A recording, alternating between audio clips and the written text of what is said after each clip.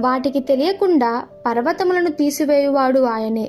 ఉగ్రత కలిగి వాటిని పొర్లదోయువాడు ఆయనే. యోబు గ్రంథము 9వ అధ్యాయము 5వ వచనము. ఈ మాటలు పలుకుతున్నది యోబు భక్తుడు. తన స్నేహితులు తనతో ఆదరణ కలిగించే మాటలు మాట్లాడుతున్నారు. కొన్ని హెచ్చరించే మాటలు, ప్రోత్సహించే మాటలు మాట్లాడుతున్నారు. కొన్ని ఇబ్బంది కలిగించే మాటలు మాట్లాడుతున్న సందర్భంలో మన దేవుని యొక్క గొప్పతనాన్ని యోబు తన మాటలలో వివరిస్తున్నాడు. నా ప్రభువు నేను నమ్ముకున్న దేవుడు మహావివేకి. ఆయన చాలా బలశాలి అయిన వాడు. ఆయన చాలా గొప్పవాడు. ఆయన ఒక శక్తి అపరిమితమైనది. అది ఎలాంటి శక్తి అంటే వాటికి తెలియకుండానే పర్వతములు సైతము తొలగించువాడు, సముద్రములను ఇంక చేయగలవాడు.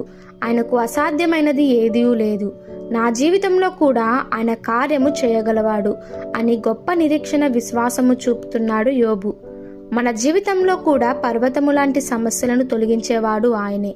ఒకవేళ మన సమస్య ఒక పర్వతంలాగా ఉందేమో, అవి చూచి మనం భయపడుతూ నాకు సహాయం చేసేవారు లేరు, ఆదరించేవారు లేరని బ్రతుకుతున్నామా?